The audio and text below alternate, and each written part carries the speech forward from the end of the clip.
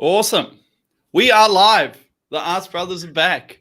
I know many of our listeners have become accustomed to me singing the theme tune, writing the theme tune, but using a different computer, and I didn't know what I was doing, so I decided not to do it. And we've got the whole gang back in for the first of the post-COVID ArseBros Rankcast. It hasn't been wonderful. It hasn't been sort of necessarily exciting or even good to have the football back, but the football's back, and that's the important thing. So we'll kick it off. We'll just go in general order. We'll just go. I'm still getting fucked up by this mirror thing that way. Ryan, mate, you look like you've been keeping yourself busy. Couple of podcasts you've done more than us. Watching the football, enjoying yourself? I don't know if I'd go so far as to say enjoying myself. When everything went down, I was upset. I sort of missed my Arsenal. It was kind of like that girlfriend that cooked, cleaned for me, but she was a bitch and she just beat the shit out of me and berated me. You would get beaten. And then when she comes back, I'm like, oh, I'm so happy. I missed her so much. She's blowing dudes in the Walmart parking lot. And the reason why I say Walmart is because fucking Stan Kroenke owns that shit, and because, well, if you want to blow dudes in a Walmart parking lot, you just want to get caught. You don't give a fuck. So really kicking yourself back on the highest possible note ever. Ryan, Manny, the enigma, the face himself. You blessed us with the ability to see you, to look upon you and know that you are here. Darkness, Jens Lehmann, Black McConaughey himself. You're an idiot, bro. You're an idiot. What do you want? I'm just saying hello to you. I'm just introducing you as you do on a podcast. What? I've missed everybody here apart from you, bro. You're a simple bastard. I haven't missed you at all, man. It's been tranquil, man. We will get on to how simple I've become, especially in light of newfound incidents today. But we'll get there after we finish introducing everyone. Fabio, the Australian sexiest man in the cosmos. Ketis, Australian Ketis. What else have we got for Toby and his delicious haircut? Look at that beard. It's really filling in, Toby. It's really, really coming of age. Yeah, thanks. Maybe it's more exciting than the football. But yeah. I think it'll be as uninterested as we may or may not be. Maybe having a chat about it will make it a bit more fun. It will, Toby, as always. It's going to be cathartic. And Scunny Mike, the big man himself out there in Scunthorpe, which still none of us actually know if it exists or not, or if it's just a made-up town. We don't know where it is. We assume it's somewhere up north. But it's got cunt in the name, so that tells you everything about it. You well, mate? How you been? Yeah, not too bad. Same old. I thought we had 3 listeners, but it turns out 2 of them are the ArseBros Rankcast on our Facebook. So no one's listening to us, but there's nothing fucking new there. Who cares? Yeah, I don't give a flying fuck, mate. We don't do this for the views. We don't do this for the money. We do this for the jokes. And speaking of jokes, I sent a message out. No one said anything about money to me. Yeah. Well, I was doing this out of kindness in my own heart. I didn't realise everyone was getting paid. Well, one thing I can pay you in is stories, boys. Stories. And I can tell you that today I achieved something that I've achieved many times before in my life. And I didn't think I would achieve again. And I rang Toby. So what time would it have been? About 1 o'clock in the afternoon? About 1:30, yeah. I was actually in a meeting. And I thought I spoke to him pretty recently, so I'll answer just in case something's up. Max, maybe you elaborate on what was actually up. Anyway, Toby answered the phone. I said to him, I'm going for a walk. And he said, oh, yeah, why are you going for a walk? And I said, I've got to go buy pants. I've shit myself again. I don't know. Does someone want to kick it off? Someone want to run with it about how many times one guy can shit his pants? And I have to explain to you how I've come about shitting my pants. It's not like I'm just randomly walking along and I've shit my pants. So as we all know, the many listeners on this podcast, as we all know, my balls don't work particularly well. Right? We've covered this. There's many jokes about it. So Victoria's got me on all these fucking supplements, right? To get my swimmers swimming in fucking one direction, one cohesive direction. Right? And it's backed me up like a motherfucker. So I'm lying in bed and I'm saying to her, I haven't fucking shit in 3 days. It's starting to do my head in. So she gives me this like prolax. Right? So I go to sleep. She gives you a prolapse. No, prolax, Toby. I know. I couldn't help myself. So anyway, I take this fucking prolax and she says, go to sleep. You wake up tomorrow, you'll be good as gold. So I get up, as my standard usual is, I get up, I go take a piss, I fart, and I fucking shit myself. It's not a big deal, right? Because I'm getting in the shower anyway. So I kind of write that one off to like, oh, okay, it happened. It is what it is. Right? I get up and I have my shower, I wash the shit off. And anyway, I go to work and I have a couple of shits, and it's all doing the job. It's doing what it says it does on the back of the bottle, right? It's clearing me out, and I'm at this point I'm starting to feel what it is to be a woman, right? Because I'm essentially like peeing out of my asshole. I feel like I have a vagina at this point. So anyway, lo and behold, a bit of time passes, you know, and you think you're in the clear, and I'm standing there, I'm doing my ordering in the bar, and I'm like laughing away and doing my ordering in the bar. And upon me comes a fart, right? And then I release with this fart, and it is like no other pants shitting incident I've ever had. It's literally like someone bursts a water balloon of shit in my fucking pants down the back of my legs. I've got to go fucking shower in the bathroom upstairs that I rent out to the two boys. They don't know what the fuck's going on. Bin my drawers, walk up the road to Bonds, and go and buy some new drawers. It only can happen to you. It really can. It's like so many times, man. You're like the only person I know that shit their pants more than a bloody baby. I shit my pants pretty often, man. I think I've got something wrong with me, as well as like the dud balls. There's definitely fucking. I'm not getting something fucking wrong with me. The sad part is you're not even that old yet. So when you get older, like you're just gonna be like you're gonna be shitting on command. You're just shitting on command at that point. Boys, it's going to be everywhere. But now we've covered off the obvious start to an ArseBros Rankcast. Only a couple. Hold on a minute. I've got a question. I've got a question. This goes to your big brother. How do you feel sitting there listening to your grown little brother, almost 35 years old, still shitting himself? It's a tough question. It's a tough question, Manny. I think, to be honest, I'm so used to it that it's almost become boring. The thing that has improved, I have to say, is the storytelling ability and comedic delivery of the fucking shit stories every time. Yep. So we have to pay some kudos to that. But really, I've heard this story 50 times. The only difference is this time I didn't have to run a pair of my own pants down to his bar. That did happen. I rang him. This is like 2 years ago. I rang him and he answered the phone. Whilst he was working.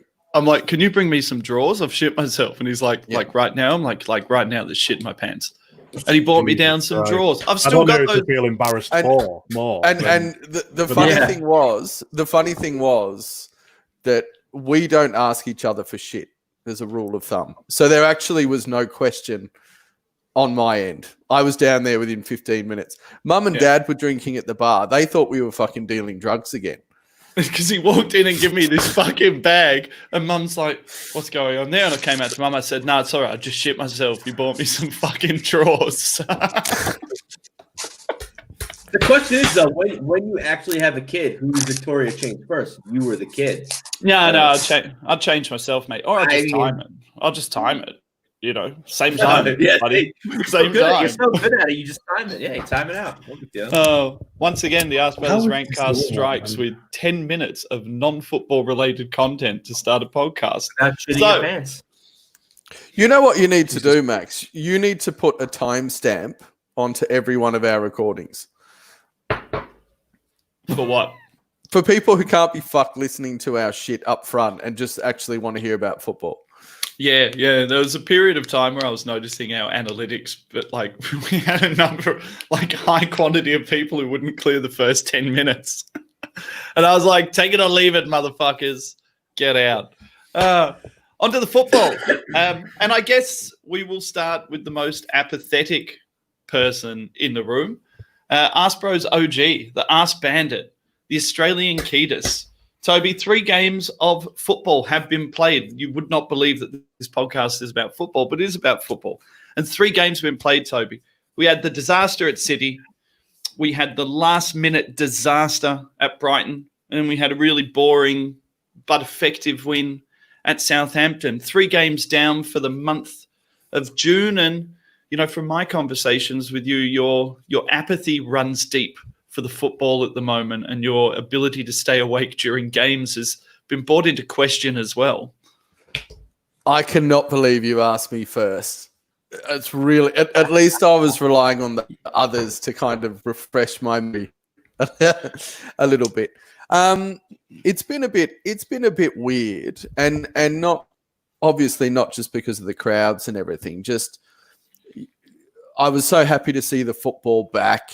I felt like we showed up for the first bit in the City game, but you know, as we know, it kind of all went to shit, especially because of old mate Louise. It's coming back to me now as I speak, and the very slow, boring. Like we're not seeing a lot of improvements, and it actually looks like we've regressed since the break. So it's kind of all a bit sort of meh at the moment, and it makes it a bit difficult to analyze in that way because it's very hard to see a lot of progression. But I guess we have seen a little bit of a progression in terms of certain players being benched and a little bit of tweaking of formation, and a preference for youth seems to be coming back in.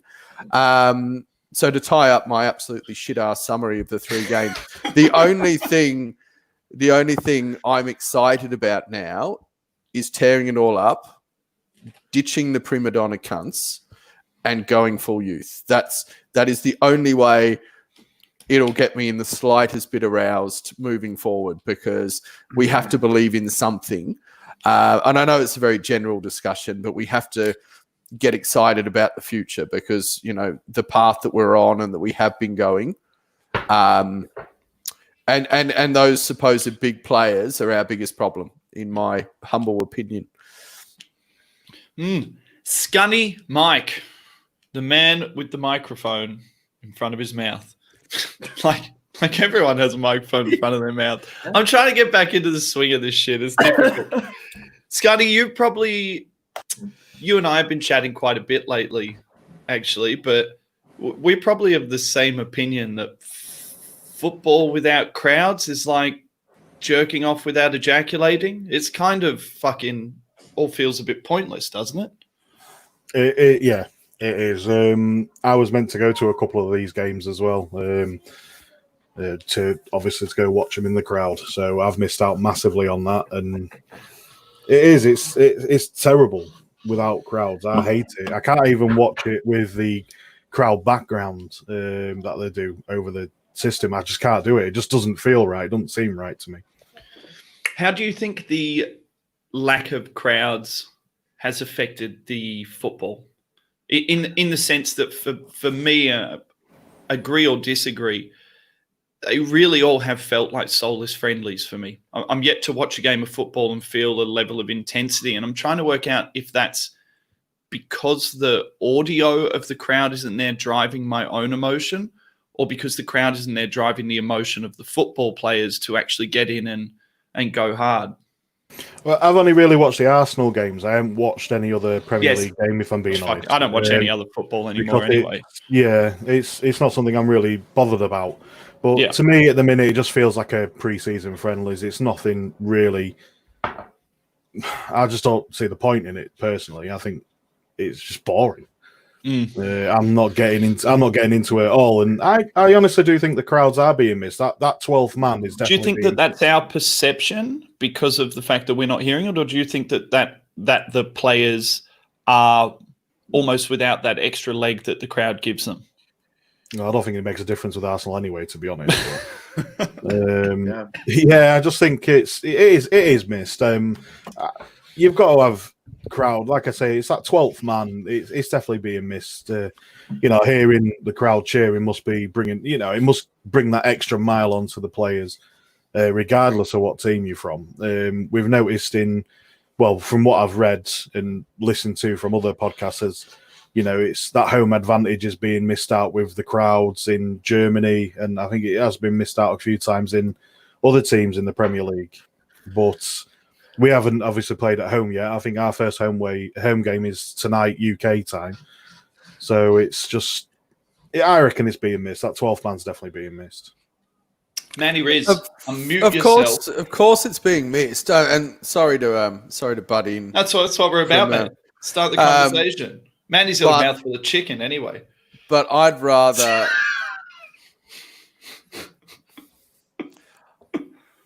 He's going to belt the fuck out of you one day, and it's going to be. I'm so excited when you guys finally meet. You're going to get the shit kicked out of you. It's going to be magnificent. So funny.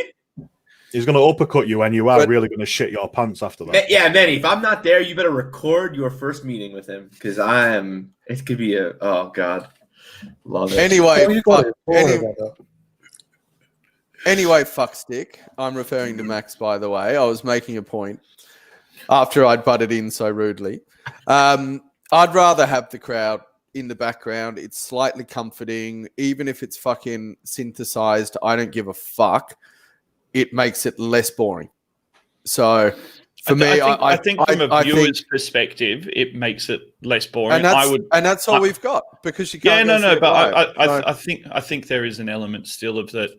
The players don't feel the same sort of pressure or don't feel the same sort of drive from having. I agree completely, and it certainly that connection you make with a crowd, and going that extra mile, that you feed off the energy and the noise, and sports people and anyone who's played sport knows that you want to please your supporters, you want to please your manager, and you want to please your teammates. That's just what you do.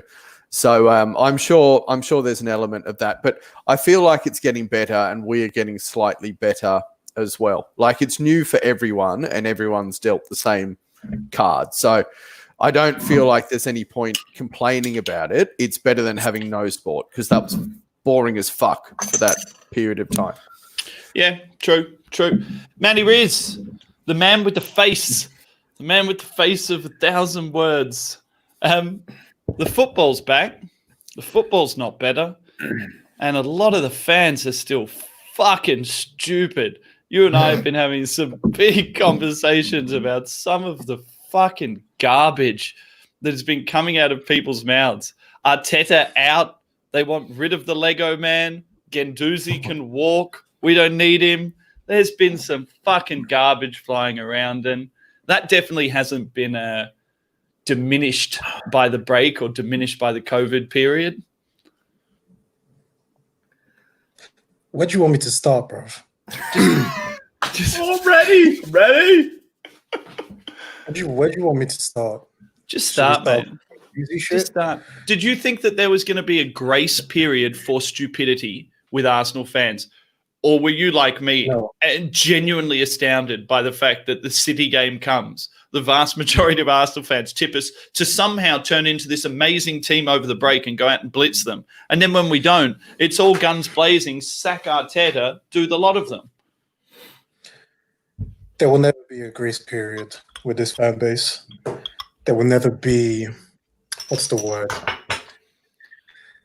The level of, thought process is limited when it comes to Arsenal fans. It's all sentiment. It's all stupidity.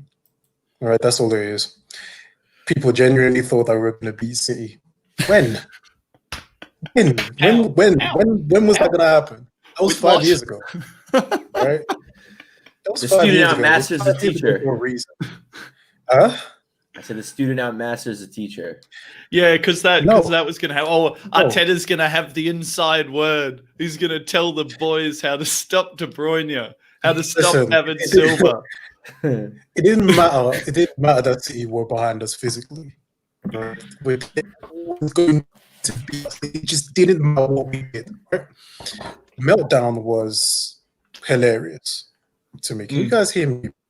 Yeah, you're a bit jittery, but other than that, So I'm you're gonna okay. die in a minute. Let me just finish my. So the meltdown was hilarious, and then the predictions were even more hilarious. Oh, 3-1, 3-2, 2-0. When? When did it happen? How? With what? With what were you? With what were we meant to somehow appear up post COVID? So this is what I'm. Let me think like an Arsenal fan.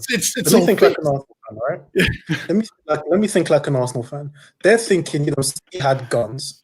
Their guns were loaded. Arsenal fans turned up with dildos and were expected to win. Dildos can be very effective in certain situations. Arsenal's midfield out there Not slapping around fucking dildos. Yeah. All right. It's not sticking dildos up your ass, Ryan. I love the fact that Arsenal fans looked at the first 25 minutes of that game where City were in second gear. I mean, hadn't even come to play yet. And they looked at 20 minutes and they said that we dominated them for 20 minutes. And literally, as soon as City decided they wanted to play, they were like, how just go fuck yourself, sound Arsenal. Bang, bang, bang. Chance, chance, chance. The only man worth his fucking salt in the team at that time was Bernd Leno. I mean, now he's fucked as well, but Jesus, man, it doesn't get any better. It doesn't get any easier. All right. So fans are okay slating a 21-year-old who's still learning a lot of shit. Everybody here remembers when they were 21 years old. Nobody could tell you anything, right? So we are so quick to shut down a 21-year-old and say he's not good enough, his attitude is bad, blah, blah, blah. But then the same Arsenal fans will tell me that Xhaka is playing well. The man threw the fucking armband on the floor, but because he has 5 or 4 good games, he's fine. What the fuck are you talking about? It's all the same. So let's say Guendouzi for making mistakes that a 21-year-old will make, but Xhaka throwing down the armband and telling you guys to fuck off is fine now because he's playing a few good games. Did you see in the FA Cup, just while we're on it, did you see in the FA Cup when Lacazette came off? No one really brought it up. Oh. Lacazette put the armband on Xhaka. And I thought that was fucked up. I was like, no. Like that ship fucking sailed for you. No one said anything about it. I didn't even see any heat on it on Twitter. I don't know whether people missed it. Everyone's so fucking busy being pissed off that Willock is starting over Ozil, being pissed off that Arteta's Ozil, and being pissed off that, Luis is still in the side and this, that, and the other. But the player who disrespected this fan base gets a pass because he plays a few good games. And not even good games. Just games where he didn't fuck up. Ryan, he's not fucking up though. Do you know what I mean? He is still fucking up. Yeah, he got away with it.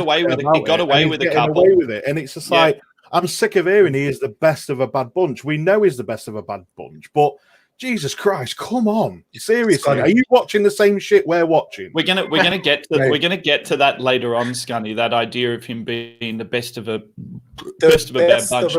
bunch, because we're gonna have a pretty in-depth chat about Joe Willock, who I think is the best of a bad bunch, but still heavily lacking. But we're gonna get there later on. Me and Manny we're gonna fucking have it out. So we got some differing opinions. Some differing opinions. And Manny told me I couldn't go to a Halloween party in blackface. And I said that was racist on his part, that it was reverse racism. Because if I'm going to a party dressed as Beyonce, how can I be Beyonce without blackface makeup? How? So isn't it racist for me to go as white Beyonce? Explain that to me, Arsenal fans. I feel like white Beyonce is like Shakira. I don't want to be Shakira. I want to be Beyonce. All right. I want to be Foxy Brown. I was going to go with the afro pants. Jesus Christ, man, you're fucked up on a whole new level. Manny told me he would fly here and fuck me up. He's got a lot of reasons to fly here and fuck me him. up, but apparently that was going to be the last straw.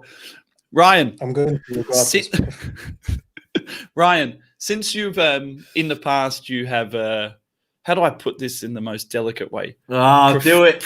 Professed your love for Mesut Ozil, said you were going to do body shots of him. I said, whatever. I think at one time you've said that you've possibly jacked off to him about a game against Brazil. I mean, there's a lot of weird stuff that's come out of your mouth over the time that you've been on the podcast. And now that you're getting on other podcasts, the one thing I notice is you really don't taper down the weird shit for anyone. And that's why we love you, Ryan. But I just was really interested as the last remaining vestige. I'm not going to call you an Ozil fan because I know you're not an Ozil fan. I know you're smart enough to know that he's not good enough anymore. But as the last guy in the room who still held on to a belief that the player was maybe good enough or could maybe turn it around or maybe he had some attributes to deliver to the Arsenal team that other people didn't deliver. How have you felt running into the post-COVID season and seeing no £350,000 a week Ozil, the forlorn figure, sat on the sideline underneath his umbrella? It wasn't even raining. Get a tan, Mesut. Well, I will start off by saying there are some aspects to his game that we do miss. We need somebody that could get in between the defense and the midfield that kind of just slithers in there, and he could do that. But I don't care. I like the stance Arteta's taking. You know, if you don't want to get in, if you don't want to go in the ship, then get the fuck out. You know, if you're not here for the long haul, if you're not here to show your, I don't know, it's like enthusiasm or your fucking hoo-ha, you know, get the fuck out. I don't want to see I don't want to see people play for this team that don't want to be here or don't care enough. But it is what it is. I'm excited he's not playing. I don't want to say excited, but he shouldn't be playing. But I'm curious to see if he plays today. I think if he's gonna play a game this season, it's gonna be today. Is the game today? Is it today? Yeah, I didn't fucking know. 5.5 hours. So yeah, I think this is the game for him to play. Do I want him to play? I kind of do because I see people on social media, as I won't get specific, saying that the reason why we're playing so bad is because Ozil's not on the team. And I'm trying to say this with a calm face. And people are saying that, like, you know, if we want the best of Ozil, we need to give him the captain's armband and have him have free reign on the team. So, you know, there's people out there that say some interesting things. So I'll leave it at that. But yeah, you know, I would like to see him play today. I want to see what he's done under Arteta's tutelage. But again, get him out, sell him. I know we're not going to sell him. He's going to leave on a free, but it is what it is. I think it's Fenerbahce. Their fans are starting a GoFundMe just to raise funds, just to bring him along. So if you're an Arsenal fan that doesn't want Ozil on this team, you fucking contribute to that GoFundMe. Yeah, fucking A. I'll give you some money. Out of here. I'll give you some money to fuck off, Mesut. You fucking waste of fucking semen. See? I'm ready to go. Guys, believe it or not, there is a purpose to the ArseBros Monthly, and for, you know, there's a couple of guys in the room. Hello to Tony. Hello to Russell. Fergus has been in the room. Dan Potts, the pod whore, he's been in the room. Cheers, boys. Thanks for coming. But the purpose of the ArseBros Monthly, the purpose of this is to break down the players and to break down the player performance. So, fucking beers are getting to me already. Is to break down the player performances. So I guess the idea is that we're intentionally on this podcast not going to dig into the corporate side of Arsenal. We're not going to dig into the Cronkies. We're not going to dig into Raul. I think me and Manny are workshopping a hot topic. And for those of us who don't follow us, who do follow us, we break our podcast down to a couple of different types of podcasts. So the ArseBros Monthly is very, very player focused. Into the future, Toby and I will be doing a post-game review show. Ryan's going to be doing a European show. We're working on Scunny maybe doing a preview show for us. But Manny looks after. Mate, I'll put the fucking. I'll put the picture up. I'll put the picture up publicly. You can all see it. But Manny looks after our Hot Topic show. Yes. And the Hot Topic show is basically where we drill down into things really, really heavily. And I think we've decided, Manny, we're going to keep our powder dry on the whole Raul fucking Cronkies thing until we can sort of give it an hour and chat away. So we'll have that coming in a couple of weeks. We're working on calling it Raul Sanlehi, Will the Real Senator Palpatine Please Stand Up? It's going to be fucking awesome. Get amongst it. But the purpose of the ArseBros... Big flag. Yeah, be ready because it's going to get fucking fiery. But the purpose of the ArseBros monthly show is to break down our players of the month and our shit cunts of the month. And granted, this one has come out a little bit strange. We need to accept it. And it's because of the rotation. It's because of COVID. So it's a little bit straight because we're playing so many games. There's so much rotation. Someone might have a really, really good game and get lots and lots of points, but they've only played once in the 3 or 4 game period. So it kind of skews it a little bit. But unless I put a whole fucking thing in the page and I start dividing things by how many games people have played or how many minutes they've played, it's all for the fucking tip. And the whole point is that we're just meant to be having a chat about players. But as always, we're going to do our 3, 2, 1s, 1, 2, 3. So our 3 points for the best player of the month, our 2 points for the second best player, our 1 point for the third best player. Then our -1, -2, and -3 for the shit cunt, the shitter cunt, and the shittest cunt of the month. And guys, coming in first for June with Arsenal's player of the month, the one and only Bukayo Saka. And I think, Toby, we'll kickstart it with you, mate. Is the contract of Bukayo Saka the most important thing to get locked down at Arsenal that we've seen in the last 10 years? Has there been a more important contract? Apparently it's done. Well, the pen's not wet on the fucking ink blotter, champ. It's still wet on the paper. Would be the correct whatever the fuck you're trying to say with your mixed metaphors and sayings and so forth. So but it looks like it'll be good news. Like you said, the ink's not dry or the ink's still wet or whatever the fuck you were trying to say. But it looks like it's good news. Yeah, we need to hold on to our asset. We need something to believe in because this is almost the lowest ebb that we felt for the last 15 years or so. So I would say it's paramount, that we hold on to those assets. And bringing it back to what I was trying to say before, I think the only way out of this mess is through coaching and through youth, because we're not going to buy our way out of it. We can't even fucking sell the players that we've retained on the inflated wages that we overpaid for in the first place. So, our whole business model of picking up the has-beens from the scrap heap of the top echelon of world clubs, that hasn't been a clever business model at all. And we have nurtured good talent over the years and perhaps not given enough of a chance to them, or injuries or what have you.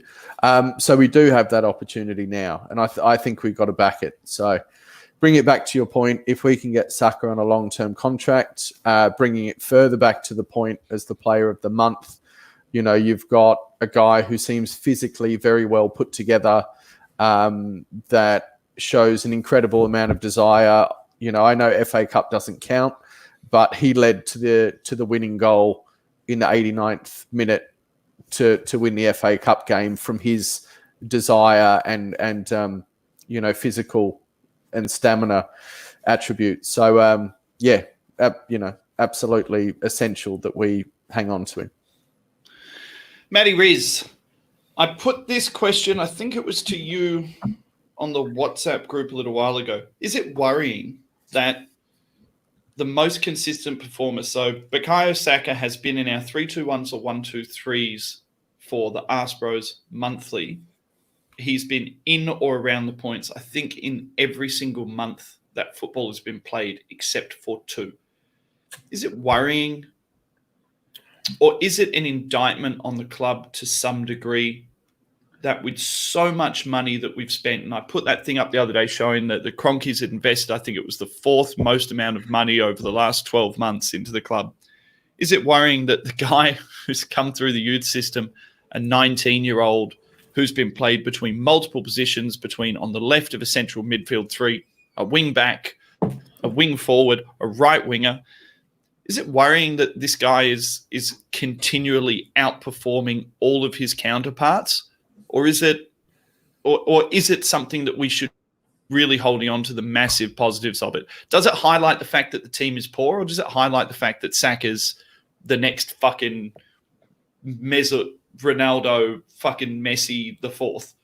Stop. You were going fine, and then you mentioned that dude. You were on a roll. You were on a roll. Killing it. No, I fucked it up. Yeah. You ruined it.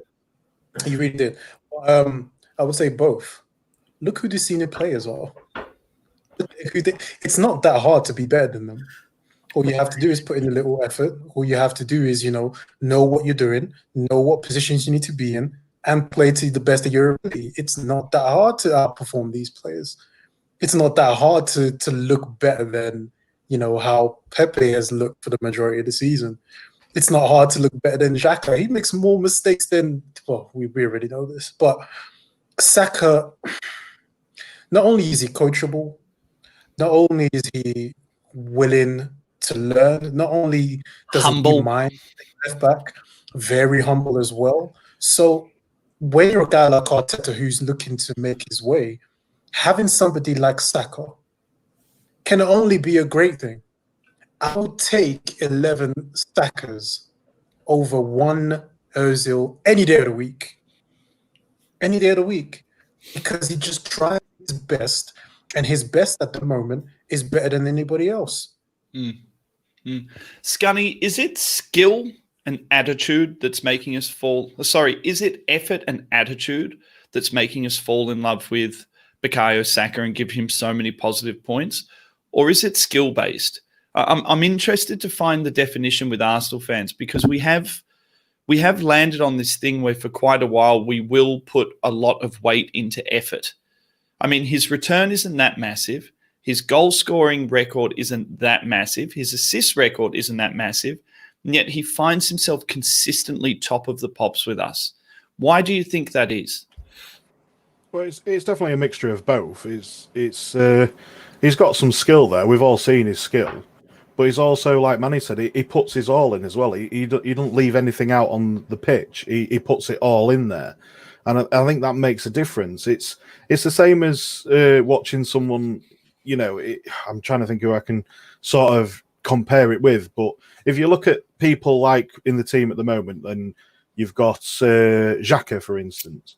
Puts his all in, got no skill, and he ain't got anything else to go with it. He can still put his all in, and he's still garbage. But if you look Saka, it's like he's got he puts a his all in. knob. He's got some skill. It's like he's got a massive knob, right? Except he's a fucking Maggi noodle. He's 2 minutes or less. Yeah, you could say that if you want. Yeah. I don't know what else to. Yeah, what I mean. It's definitely a mixture of both. Is like you say, his stats aren't as high as what it could be, but it's putting his effort in. And when fans see players put in a shift, they respect that. And that's what it is all about. It's about respect. When you see someone putting in a shift, it's the same as Martinelli. When every time he was on the pitch, he's got skill. He's got his work rate is phenomenal. It's the same as Saka, when these young lads are putting in this work effort and the skill that they've got to go with it, it makes a huge difference. But when you see people like Xhaka, David Luiz, even Hector Bellerin over these last few games, there's just nothing there, is it? The work rate is terrible, and the skill rate is a sad case. I think we're gonna get to him later on, because it's a bit heartbreaking watching Hector's decline at the moment. Ryan, would you not think that? I mean, in any other structure in the world, if you had someone young, if you had a rookie who was showing up the senior guys, I mean, showing them up week in, week out, that those senior guys would stand there and you know, peacock their feathers up and say, "Not on my watch, young lad. I'll show you the way to walk."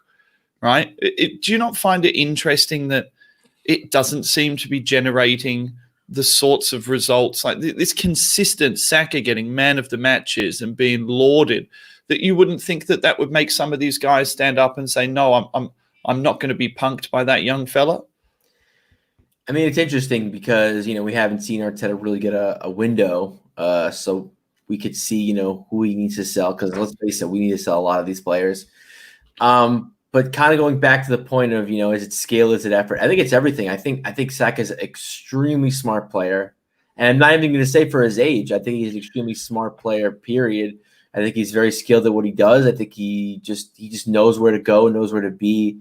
You know, I could actually say that for a few of our younger players. I think he's the most complete player out of all of our youngsters.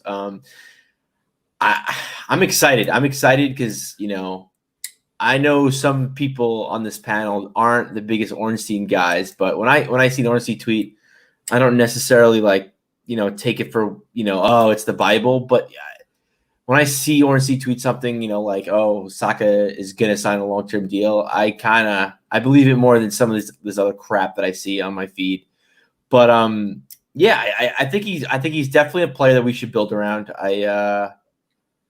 I think the sky's the limit for him, you know. But as far as, you know, the veterans and fucking the Xhakas, the Luises, the Ozils, I think this is very telling. And I think this, if anything, to the board, to Arteta, this is just saying, hey, let's move these guys on. Let's get them out of here. Get out of the club, boys. Get out of the fucking club. Switching it around. Let's go backwards the opposite way. Matty Rees, Rob Holding. Only has played one game from the start for us. And in the one game he played from the start, I think 3 of us man of the matched him. He's ended up with a +2 from, I think, 1 start and 1 substitute appearance. I also thought he was quite good in the FA Cup when he come on as well. But +12, -0. Has the break been good enough for Rob Holding to? Has the break leveled the playing field back to Rob Holding's level of fitness? And are we therefore starting to see, again, the Rob Holding that we saw before? I mean, I've always been impressed by Rob Holding when he's been in form. And I thought in particular in that game, which I think was the second game. I think it was the game we lost, actually. It was the Brighton game. I mean, man of the match from, I think, 3 of the 4 of us. A dominating centre-back on his day. Big, strong, good on the ball. I mean, does this open up the door again for Rob Holding after we thought that maybe he maybe wasn't necessarily at the end of his time at the club, but maybe wasn't going to achieve the sorts of things that we thought he might? Time will tell, to be honest. I think he needs a loan, personally. I think there's a lot of qualities to like about Holding, don't get me wrong. But his lack of pace will be his undoing at some point. So Mertesacker had a lack of pace, and he was a champion World Cup winner. Yeah. Holding is not Mertesacker. Okay, stop that right there. Mertesacker made up for his lack of pace with having a brain, right? Holding had a little bit of turn of pace, but the knee injury seems to have slowed him down a little bit, and that will cost him at some point. But with the defense being the way that it is, anybody who plays remotely, you know, close to the best of their ability will get into the center of that defense. It's that simple. So Holding has a chance as much as anybody, to be honest with you. You know, I would hate to see a Mari Holding centre back pairing. I think that would be. Man. Can I throw a spanner in the works to that discussion about centre backs needing to be lightning quick? Because I think the way the game's going, every single player needs to be an athlete and a sprinter. Yeah, but the lack of pressure. Are you fucking serious? You rude, disgusting. This is why you All need right. to get beat, bro. This is why you need to get hurt. Yeah. Yourself. All right. Seriously, motherfucker. That was the most. It wasn't even. There was so many factors with how fucked up that was. Like, I was making a quite meaningful point, so the timing couldn't have cut me off anymore. Yeah. And then the sheer noise and the fact that you went fully through with it, just like when you fart, you go all the way through. Yep. You don't hold back. That's why you shit yourself. Because when you do stuff, you turn it up all to the way, 11. bro. All the way. You got to turn it up to 12. You know. It's the way I Anyway. roll. I'm like Keanu Reeves out of Point Break. No. Anyway, my point being that unless you want sprinters all over the pitch and pure athletes, which takes away some of the technical side of football, you need more pressure from the front line, which is desire, which means not your Mesut Ozils, not your Lacazettes, who it looks like he's cashed out or he's incapable. A much more mobile midfield, and it's pressure. And pressure leads to mistakes, and frontline pressure puts less pressure on the defenders. And, you know, that's the way that Arsenal seems to be for so long, because we're quite slow in the build-up, push a lot of players forward, and then get opened up on the break. And that hasn't ceased since Wenger's gone. That's continued. So players such as Mertesacker, Holding, etc., are always going to get found out from a lack of pace. But I think it's more about the team defending as one. Sorry, Manny, you got something to say? I totally understand that. And considering where we are at this point, and with how little faith I have with... Have we lost him? Where'd Manny go? No, you're just rude as hell, bro. No, notice how he gently opened the bottle and then he took the cap and he slammed it on the ground. Because he's a fucking idiot. That's why. That's why. Anyway, Manny, the kosh is yours. So it's going to take a while to fix the issues that we have. What the fuck was that? Never mind. It's going to take a while. Paranoia, Manny. Put down the spliff. All right. There is no spliff here. It's going to take a while for us to fix the issues within this squad. Right? It's going to take a while, and it's going to take a shit ton of money that we don't have. So at the moment, with what you've just said, with the team needed to defend as one, that's going to take, at a push, 2 years for everybody to get this right. So in that time, Holden's lack of pace will be exposed. I'm not saying he needs to be an athlete. I'm saying that at some point, if he was to face somebody like Vardy or Gabriel Jesus... Are we saying pre-ACL that Holding lacked athleticism? I always thought he was a midline athlete. Like, he wasn't a hyper-athletic guy, but I never put him in the, like, super slow, like, snail-based category. He wasn't super slow, but you could get at him. You can definitely get at him. And I think now, with the knee, after that injury, I think you can get at him even more. I'm not saying he's not going to be a great defender, but I'm saying if we're harboring our hopes on Holding, we have a problem. I think he needs to learn. I think he needs to play at the top level for an extended period of time. And so we can actually see whether Holding is going to be the answer to all our prayers. I almost feel like it's 2 into 1, Holding and Chambers. Like, I'm a massive Callum Chambers fan. I've said from the start, I think he's got really, really high football IQ. I think he's probably has a better football brain than the body that he's been stuck in. And let's not forget, before Callum went down, he was racking up the points for us in the 3-2-1. So he was racking up the points, man of the match performances. And we were looking to him and talking about how his distribution, his ability on the ball, that he was more vying for that same spot that maybe Mustafi and Louise were vying for. Because that's kind of 3 into 1 as well, as far as the ball playing centre back. And I maybe thought that Callum Chambers was, before he went down, the top of the pops for that spot, that 3.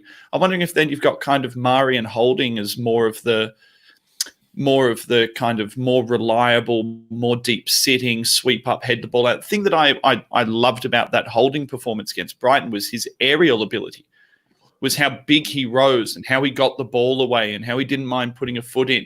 And I thought that he was What? Big Steve's just put up Saka has signed a thing. Arsenal, official on Arsenal. Really, Steve? Put it up. Looking it up right now. I'm on, get looking it up. I'm reading the William Saliba statement. I don't see Saka's. And I wonder if that. So then we're bringing in someone like Saliba, who's clearly a runner, and I wonder if what we're doing is we're bringing in different types. Is that done? Is that official? Oh, yeah. Signed? It is. It's official, yeah. I can't Fucking see A, it. boys. Sacred signed. That's a special How thing. long will it say that? No, well, That's that's his- awesome. That's a awesome. special thing. Happy fucking days. And Dude, can I tie that? Can I he's tie so- everything we were talking about into like we can kind of close it up? Thank you, Steve. I think we have a lack of technicality and experience, but I actually think with our youth setup, the one thing that we have is athleticism and physique and pace. So what I would be doing right now is throwing it all out the window, putting in a 3 to 5 year plan and backing these guys to get better. But the one thing that they have is running and power. All right. And I think that's where the Premier League is going anyway, and what youth has on its side. And if you look at your Sakas, your Joe Willocks, your AMNs, there's more. Remind me, there's a lot of power and pressing and counter-attack in that type of approach. So we might not be the top, triangles, tick-attacker team that we once were, but I feel like that's kind of dying anyway. So if we invest, The game in is that definitely youth- about running now. It's about running and it's about bodies and it's about channels and it's about repeat runs and repeat efforts. And that's the way modern sport's going. Even if you repeat look at- sprints. Yeah. Even if you look across rugby league, it's the biggest statistic that they use in rugby league. It's about repeat sprints and repeat efforts. So it's not about making one tackle. It's about making a tackle and then another tackle and then another tackle. And it's the same thing in football across the board. Rugby league is fucking awesome, Manny, and you need to learn about it. Anyway, It's so boring. You know what, Toby? Anyway, There's I've got actually one an more example of question exactly before what we you're move talking on. about. I've got one more Manny's trying to say Shut something. up, Max. man.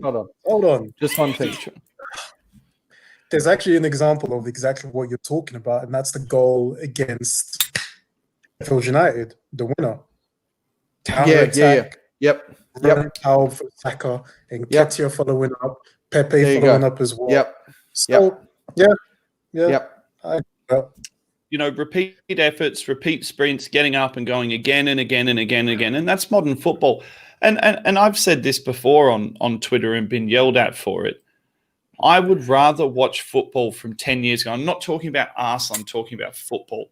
I would rather watch football from 10 years ago, even longer ago, than watch modern football. I'm starting to find modern football boring. As the level of athleticism rises and rises and rises, the separation of having guys who are purely skillful or guys who were better because they were almost naturally better, naturally gifted. What you can do now is you can take a footballer who's not naturally gifted, but is physically gifted or athletically gifted, put him into a system where he's able to run hard, repeat sprint, repeat effort, and he now outshines someone who is very naturally gifted. If you take someone like a Pepe who's hyper naturally gifted, a lot of the time I think with Pepe is, what's that old saying about fucking when talent gives up, hard work keeps working? I almost feel like someone who's hyper talented as Pepe now can get crushed by a team who are going to repeat sprint and repeat tackle and repeat foul. And that's not as enjoyable as I think the way football was 10 years ago. I think that's, that's modern sport and that's something we have to understand. But it really does play into the modern science and moving forward and finding these guys who are repeat sprinters, repeat effort players who are going to keep going and keep working and keep making their tackles. And I mean, that's where your players like David Luiz fall down. And where previously, it's really going to upset Scunny, where previously I had said that Mustafi fell down over and over and over again. I'll tell you this. So Mustafi does not get into our 3-2-1s and 1-2-3s this month. This is the least amount of negative points I have ever seen go Mustafi's way. I don't care whether he was is he good enough to be at Arsenal? No. Should he have been sold? Yes. Did we overpay for him? Yes. Mustafi is so fucking far down the list of Arsenal's problems at the moment. It's amazing. I would actually put Mustafi in. When I'm seeing his name on the team sheet currently, I'm happy that he's there above other people who are actually in the team. And I mean, that goes to say something about the fact that maybe there's a change as we've started to be managed in a more modern way by a more modern manager with more modern methods who's putting round pegs in round holes. All of a sudden, Mustafi not being exposed the way he used to be exposed, doing stupid things and being allowed to actually do the thing that he does really well, which is get forward, line-breaking passes, recovery tackles, and he is an effort-on-effort player. Did you not watch the Brighton game then? I did watch the Brighton game, but I still think there's something to be said about the massive improvement in Mustafi. I mean, we may actually be able to sell that fucker for some money. Under everyone else, we wouldn't have got a fucking penny for him. We may be able to sell him for something. Someone may actually physically give us fucking money to take him and get fucked away off. But Ryan, I'm coming to you for the last one. So our 1 point for the month, it's a really, really sad one. It's a really sad one. Bernd Leno, 11 points positive, 0 points negative. I said to Manny was it after the City game or after the Brighton game? One of the two, but definitely before he got injured. I said to Manny, I think he's now top 3, or he was prior injury, top 3 goalkeepers in the Premiership. And as a German football aficionado, I would have been thinking he would have been pushing relatively close, maybe for not a starting German position, but definitely for that number 2 slot for the guy coming underneath. Yeah, he definitely was. I mean, I think, I don't know, I'm not a huge Ter Stegen fan, but I think Ter Stegen's just there because, he plays for Barcelona. Ooh, cool, pretty shiny toys. But listen, I don't see us getting into any Europa spots without Leno. Some people don't want us in Europa. I don't want to say I'm in that boat, but I think we could also benefit from not being in any kind of European competition. But way to go off track when you're meant to be talking about Leno, but you do you, buddy. My point that I'm saying is Leno. If we're going to get into any kind of European competition for next season, it's going to be through Leno. And with him not here, I just can't see it happening. I think how big is the loss to Arsenal? Yeah, I think Leno. I think Leno's the unsung hero of this team. I think he's. It's tough to say because. We have Aubameyang. Now that's I'm still also like butterflies in my stomach from Saka signing, but I think Leno is. I think Leno's the best player in this team. I know it's people be like, oh my god, Aubameyang, and some people would be like, oh Xhaka, oh Ozil, but I think he's a vital part of this team. For a while he led in saves. And as a big club. We shouldn't be leading in saves, like in any.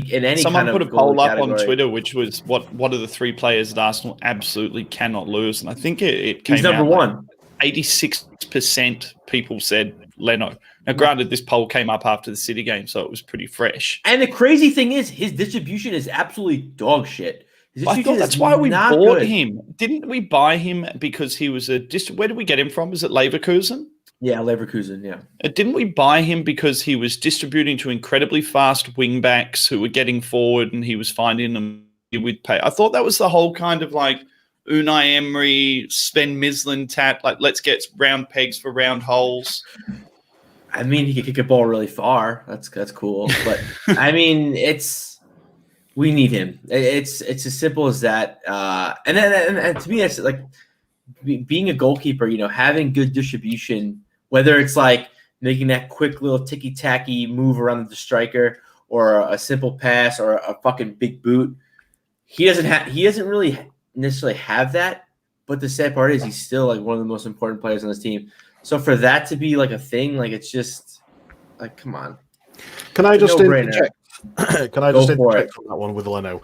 To be fair, I agree with Ryan. He is probably the best signing we've had in such a long time. We've had bad keepers for a long time. The fact that is, oh god, yeah. I've never rated any of our keepers after Jens Lehmann. I think they've all been dog. But if you look at the fact that we've only paid in excess of 25 million for him, I can't remember if it was 25, 26 million. For a keeper of that caliber, you've got to look at people like we say, top 3 in the Premier League at the moment you've got Alisson, who costs 70 million. You've got Edison, who costs 50, 60 million. I don't think Edison's that. I don't think Edison's that good. What did Chelsea pay for Kepa? Like 80. 70 million again. Fucking hell. 70? Exactly. So goalies in the league. The fact that we've only paid minimal for him is unbelievable, to be fair. Anyone know how long we've got him on contract? I think it was a 5-year deal. Yeah. He's what, third year of a 5-year deal? Yeah, something like that. No, it's second year. No, it's the second year. Surely the we know how the big clubs like Bayern love to come knocking for a German keeper. Surely that's we're going to be watching out for now. I think Bayern Munich are going to come knocking sooner or later for him. So it just tells you how much of a caliber that we've got in this keeper. He has got the distribution there, and I think the problem that we've got at the minute, and that we've seen so much, is the work rate of Arsenal at the minute. There's not much we can say of our work rate going forward. It is a lot sideways and backwards. So when you see fullbacks running forward, we haven't seen that for a long time yet. The last time I saw that was the Martinelli-Saka pairing on that left-hand side. We haven't seen much else of fullbacks going forward. So to say that the best football we played for the year, to say his distribution is not very good is wrong. And the fact that when he called me, we had Emery, he was playing out from the back, and look who we were passing to there. So it's not that I don't think that's his issue. For a shot stopper, we've probably got one of the best keepers in the world, in my opinion. 100%. Yeah. Some of those saves, was it that second save against City, the one down low to his right through legs was absolutely world class. There was that one. Can you imagine? As well, that double save against Tottenham. Can you imagine how he has saved us more often than not? Can you imagine how gutted you would be? Let's just take that City game as an example. Can you imagine how gutted you would be having pulled off those 3 saves at the back end of that first half? David Luiz. To have David Luiz go and fucking blow it up. I mean, if that was me and if that was in a dressing room, I'd be fucking chinning the cunt in the showers. Oh, God, yeah. And I started saying that earlier, was that game, I felt like we did show up, and it was that David Luiz very half-assed effort off his quadricep that fucked up the entire game. It was in the 44th minute. So I understand what you're saying, that bar Leno, we were 2 goals down before any of that ever happened. Yeah, look, let me finish. I still thought we showed up. I still thought it was a good showing, and we were certainly in it for some coaching at halftime. The fact that it was such a half-assed effort at that pivotal moment took away our ability to affect the game. And then, to add insult to injury within the first 5 minutes of the second half, so I'm not saying Toby, take it away on David Luiz, because we're into our negative points now. And this is where our system gets a little bit unfair. He's only -1? He's a -1 because he only played 1 fucking game, and he managed to get negative 12 points. Game, right? But he only played 1 game, and there are other players who have accumulated more negative points. So, Toby, I mean, in lieu of what you're saying, that David Luiz did burn the fucking house down, David Luiz did bring the stick of dynamite into the shed that was already full of other dynamite, and then blew the dynamite up in a really big way. Okay, so Max, he was effectively the spark that ignited the tinderbox. That's what I was trying to say about dynamite and other dynamite. If you could fucking talk, I've had like 6 beers, man. Yeah. Anyway, look, I've been, for the most part, critical of his signing in the first place. I think we all were. I have for sure. I have at times seen his value in his distribution or an ability from a free kick or a header or something like that. But we already knew that from his previous iterations at Chelsea and PSG. The Arsenal way as such to feed off the scraps of what's been left behind and then overpay those players on the downside of their career is criminal, and I think he's someone who's a real example of that particular policy or way of doing business. I think it's just inexcusable. And look, I'm not going to shit on the bloke completely because I mean he obviously has some value as a human being in the dressing room and blah blah blah. But man, there's a lot of stuff contrary to that saying he's actually creates division in the dressing room because he's such a strong character. But let me finish my fucking point. Okay, that's not enough. That's not enough to warrant him being in the team in the long term. Now, the fact that we've been such a bunch of fucking pussies that we've been bent over a barrel and fucked in the arse by his player agent to the point where we've offered him another 12 months when there's absolutely no reason that we need to do that. Toby, is that not maybe so that we can sell him? I mean, is there not maybe a view that I don't think so, because 1 year. 12-month extension, he goes on a free with a 12-month extension, we can get him on the market and maybe get something out of him? I think that's a very tenuous plan. There's not a lot of reality to that. There's a hell of a lot of hope. So, and there's no way he would be on small wages. So, we've got quite a lot of options. Like I think it's on about 150 from last time I saw. So the extended season, when we're talking about errors, we're not just. I feel like we have central defenders that can distribute. Everyone's favorite player, Mustafi, is an excellent distributor and breaker of lines. You've got Callum Chambers, who's an excellent distributor. Rob Holding is underrated in his distribution. Pablo Marie apparently is a decent distributor and is a left-sided player. We haven't even fucking mentioned Socrates. So why the fuck, with all those players, big Greek dicks finished with all of those players, why on earth have we given Luiz an extra 12 months if we're not receiving pressure from his player manager who's in bed with our directors? You've got. I know that. Let's keep it on the football. Let's not dig into kind of player managers and stuff like that, because I think it's a can of worms that goes deeper than what we're currently able to do. And it, like I said at the start of the podcast, it's probably for another. And that's on Raul, and that's on what he's done. So let's talk about the validity of David Luiz. So I'm going to throw it to Manny, because of everyone in the room, when the signing got originally made, Manny was the most vocal. So me at the time, I thought that we were at least bringing experience into an inexperienced back line. I thought that we were going to be bringing in, a guy who had won premierships, who had won World Cups. So at least we would get some kind of leadership. And I mean, you talk to guys like Andrew from Dull Square to Wear, and he says he was adamant for the first 6 months of the competition that David Luiz was the loudest voice on the pitch. We've been told that Koscielny was a very quiet voice, that Mustafi's not a fantastic organizer, that Socrates just yells out of his Greek penis and no one can understand what he's saying. But Manny, you were the first guy, you were the first very heavily descending voice about David Luiz.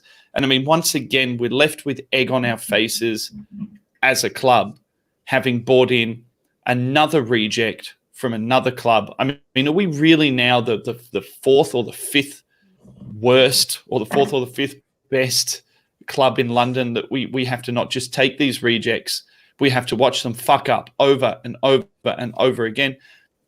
And does David Luiz have any validity as an Arsenal player moving forward? And what is his purpose going to be amongst these 12 months other than being a fucking joke? When he has no validity at all, because every time he plays, you're on knife edge with the guy. You would expect somebody of his age and experience to know better, but he makes so many mistakes, and when he makes one, he makes another. That's very true. He's a compound mistake artist. He cannot help himself. It's just in his DNA. He can't help himself. So bringing him in, for me, was another panic buy. It was another example of Arsenal being bent over when it comes to the transfer market. When it comes to, these so-called experienced defenders that we're overpaying for from bigger clubs, again, we're bent over. A transfer fee and the wages that he's on. People will say that he's in the team because he's a leader and he's a loud voice, and he'll give Williams Saliba the time that he needs to adapt. Cool. But you mean to tell me for £8 million you couldn't find a defender that doesn't bring with him the carnage that David Luiz brings with him? The only thing he has going for him is the long ball. That's it. That's all he has going for him. As a defender, you worry every single time his name is announced. So, again, for the club to make this mistake, yet again, different regime, same mistake. For the club to do this again, we're still not going to go into that. But you know where I'm going with it. Yeah. The question is why, and that question is for another podcast. Because I think that question goes deeper than football reasons, which is what we're trying to cover here. It's Liechtensteiner syndrome. I mean, it probably goes farther than that, but it's the same reason why we said Liechtensteiner. Liechtensteiner had a tangible effect outside of football, right? That's why they wanted to bring Luiz in. Liechtensteiner, I guarantee. Like, I think about that Tottenham game where he was the first one to fight, and he wasn't even fucking on the field. McFuthead wasn't on the field. Yeah. Hold on. Why are we bringing players in to fight? We want players that are going to make us better, not 34-year-old on his last legs. I think there's bigger things at play than this, Manny. If you made a team of 11 Pepes, I don't think the team's any better off for 11. A team of 11 Pepes. No, I'm being facetious, but I'm just saying, like, you need to bring in cunts who want to smash other cunts, who make other cunts want to smash other cunts. If cunts aren't going to get smashed, I'm just saying. Right now, and he's one of people's biggest critics. Yeah. Right? You mean to tell me that you cannot, right, for better scouting, better value for money, you cannot find a player that has those attributes? Don't lie to me, man. Arsenal's, supposed scouting is far and wide, but your best is Lichtsteiner, David Luiz. What? Look, I understand it if you had a team of people around them who were already moving forward in a cohesive manner and you were bringing in some of these personalities. I think at the time Lichtsteiner came in, I think that we thought that we were definitely at the time the Lichtsteiner came, I'll tell you this now, the team that Unai Emery had is better than the team that Mikel Arteta's had. I genuinely do believe that. That's not saying much. I think that you take Mkhitaryan out of the team. Ryan said this in another podcast, and I was fucking nodding my head along. Henrik Mkhitaryan might have had no fucking output, but at least the style of player was a player who wanted to drive, and he was a more senior style player. I think that when you had Rosicki's in the team, I think that when you had Ramsey's in the team, I think we had a lot more drive with those types of players than what Arteta's been left with. But when you had Iwobi's in the team, Welbeck's in the team, you go and put right now, fully fit, granted, you go put right now, fully fit, Alex Iwobi, Danny Welbeck, Henrik Mkhitaryan, Jack Wilshere, Aaron Ramsey in the team, and we are a far fucking better team than this rabble of unfit youths mixed with overpaid fucking seniors. And you can shake your fucking head all you want, but I don't think there's any fucking denying that we were better with those players in the team. Henrik Mkhitaryan might have been shit and had no output, but he created like fucking 4 chances a game. You might have fucking missed 3. There's no difference between Henrik Mkhitaryan and David Luiz. We got bent over. Fucking donkey. Do me a favor. We got bent over yet again in that deal. We paid 180 grand a week for the guy. And if we had persevered with him, we would have got more out of him. He was Guarantee crap. you. Underrated. He was Underrated. Underrated. Underrated for what he did off the ball. Underrated for his hard work. He stunk out the place. Didn't stink out the place. So again, bullshit. Holy shit. For a player, when there are players out there who you can get value for money for, and we won't be bent on wages. It was a waste of money yet again. Jack Wilshere never fit. Aaron Ramsey never fit. Welbeck never fit. I wasn't saying that they were fucking fit. I was saying that fully fit, when they were fully fit, for the small amount of time they were better than what Emery had right now. I would rather a half-fit fucking Ramsey at the moment than playing a fucking Mesut Ozil out of a 10. No, Max, you wouldn't, because you said yourself his hamstrings will go ping and he'll be out a long time. And I was right. I know. I'm dreaming of ex-girlfriends here. You know the thing with ex-girlfriends is, Manny, you always remember the good sex, and you want to think about that sex. You know, you don't want to think about the other stuff. Okay, we've got to weigh in with some other people here. Otherwise, Manny and I are just going to yell at each other for the entire night. Can I make one point, though? All of those players that you just listed excited me far further than our current squad. All right? So it actually does show how far we've fallen. The fact that with those players, with all of their faults, and we analyze their faults to the fucking nth degree, all right? We're in a position now that we're like harking back in a positive, thought process about them. So it's interesting to see how far we've fallen. But coming back to my point, it's not the youth coming up that I'm not excited about. It's the overpaid has-beens who can't be bothered, who aren't fit to wear the shirt at the moment. And I loved that Manu Petit post from the other day. It really resonated with me. It made me think of an era of why I loved Arsenal Football Club anyway. The heroes and the leaders and the aggressive and abrasive side of fucking people up in a tunnel personalities that we used to have that also correlated with our aggressive and abrasive performance on the pitch. But let's shit on fucking Guendouzi for wanting to fucking strangle a guy, when if Tony Adams or Keown or Dixon or Parler or Petit had have done it. No, that's fine. I just think now you've changed the topic and fucked up my point. So thanks for that.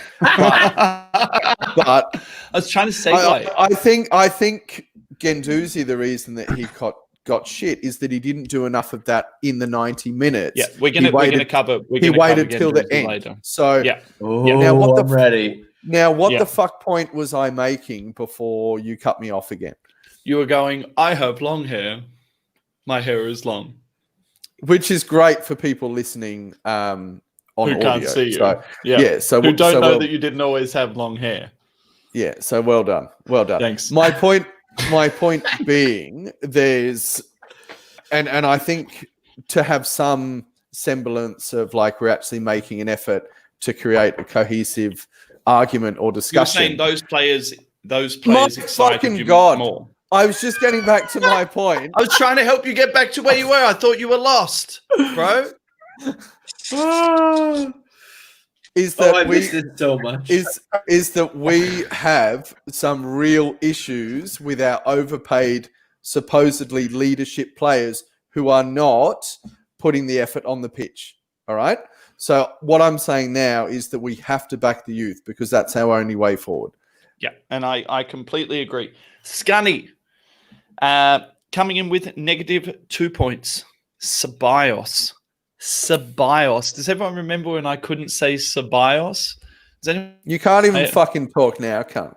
Does anyone remember what my attempt was when you all fucking relentlessly gave me shit for not being able to say his name? Anyway, I'm fucking ready now, and his name is Ceballos. Scunny, Ceballos, +2 points. Someone gave him 2 points in a game. I think it might have been me. I thought it was all right. -15 points for an overall score of - 13. He's extended for another year, but that year isn't the year. It's the until the end of the season, essentially, and then there'll be a break, and then he'll go back. A lot of people online, and we sort of covered this at the start, that the break has not made Arsenal fans any smarter. Sorry, Arsenal fans, but don't apologise. It's true, mate. He's not. Don't apologise. Just say how it is. Yeah, well, Say okay, I'll say how it is. Scunny, what the fuck is Ceballos? Because I am so confused as to what he is. He's a deep-lying player who's not physical enough to be a genuine deep-lying player. He's a number 8 who doesn't appear to be athletic enough to get forward. He doesn't play final third entry passes, but occasionally, apparently, he's a worldie and we should pay £40 million for him, and it would be a travesty if we didn't buy him. He's a loanee. What do you want me to say about anything more? He's a loanee. There's nothing else to really say about it. At the end of the day, he's playing where he probably wouldn't normally play anyway. He's not. he's committed to the end of this season, which is fair enough. He's going back to Real Madrid at the end of it. I don't think he gets into the Real team. He probably won't. No, I personally don't think he would. No. But, it's up to him what he wants to do. He's not particularly committed to Arsenal. He's a loanee at the end of the day. So he's just being played wherever they feel necessary to play him. Let's talk. As far as I'm aware, let's talk performance. Will you stop interrupting? Jesus Sorry, Christ! I'm like 6 beers in. Fuck him up! Fuck's sake! He's a loanee. Yeah, he's a loanee. But as far as I'm aware, he was a right-sided midfielder, not a central midfielder. Or he plays in the number 10 role, which we don't do in the Premier League anymore, really. There's very few teams that have that number 10 role. Let's talk performances, though, Scunny. I mean, he's come up with negative 15 points across 3 games. I mean, that's minus 5 points per game from us, and he's received negative points from at least one of us in every single game. I guess my question is he receiving the negative points because his performances have been bad, or is he receiving the negative points because we so desperately need a central midfielder to take control of the game that it's making him look worse than what he is? It's not like he is an untidy player. Is he maybe just a bit ineffective? I think you got to look who he plays next to. I think that's one of the issues there. He plays a lot of his time next to Xhaka, which doesn't help his case whatsoever. He is naturally gifted on the ball. His distribution is unbelievable, I found, over a few games. But I just think he's been slightly poor ever since he's come back from the break. He's not had the best games. He played well in the FA Cup, which obviously we don't do your points for. So I think that's the issue that we've found with him at the minute. I think he's not really found his footing since he's come back after the break, because before the break, I think he was doing brilliantly. He's pinging balls left, right, and centre, and you can put it on a 5p piece, with his distribution. But so I just think he's just been poor since he's come back off the break, and watching him play next to Xhaka, who constantly makes mistakes, doesn't help him whatsoever. Boys, anyone else have anything else they want to add on Ceballos before we kind of move on to, I think, the saddest part of the podcast? Yeah, I'll have a go. I think he's a connector, and I think connectors need more movement and cohesion around them. So the spacing's probably too large with us, and he's probably a culprit of that. Tied in with that, he doesn't have the physical attributes to make a difference from, his sprints or beating players or closing down space. So I think he would play much better with better players around him. So, and the fact that we don't have players who are that good means that we should not cry too much when he goes back to Real. No. The fact is that he's been playing as a defensive mid as well in helping him, because he's not a defensive midfielder. But he's not an attacking mid either, because he can't play that far forward. This is what I said at the start, Toby. What is Ceballos, and is he just unsuited to the Premiership? At £40 million, anyone? No. This appears to be the number. £40 million. No.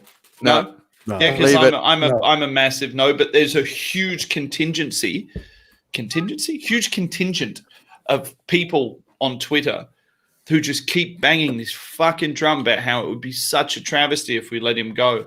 And my brain just Based goes on towards, what? I assume that, is it the Burnley game, the Liverpool game, and one other game before the end of COVID where he was quite good? I can't remember what game it was. I think definitely the first game of the season, I think, was Burnley, and he was really fucking good. I think he played really well against Liverpool, and then it's one other. But I mean, other than that, the problem. Let me tell you what Ceballos is. Let me tell you what Ceballos is. Ceballos is a pretty player who will do well in La Liga. Mm-hmm. Ceballos doesn't have the minerals that it takes to play in the Premier League. He wants too many time on the ball. He's slow. He's weak, and he can tackle, but he doesn't have that source that you need to make it in the Premier League as a Spanish player. He doesn't have something that David Silva had, that Fabregas had, that Cazorla had, that a lot of Spanish players. He said David Silva first. Oh, did he? He's breaking up on my end. Sorry. Yeah. Yeah. But those players, I find that those players adapted. Apart from Cesc, who was a youth, they did. David Silva adapted to the Premier League, and that's why he's so revered by all. David Silva, I think, will go down in Premier League history as maybe one of the most underrated top players. Was he a Mancini signing? He was that far back. He was pretty far back. Yeah. Yeah. David Silva. He was. I know we don't like to talk about other players on this pod, but Jesus, David Silva against us for City was just absolutely monstrous. Absolutely monstrous. Magic. There was a thing I think it was David on Silva Arsenal. had, Max. Yeah. You can hear me, that is. And what David Silva had and what David Silva showed, Ceballos doesn't have any of that. Size has nothing to do with it. Yeah. Yeah. Yeah. Very good point. Very good point. Yeah. Very, very good point. Well, I was going to go to Ryan with this, but Ryan's obviously the alarm on his watch has gone off and he has to go and masturbate to German poo porn.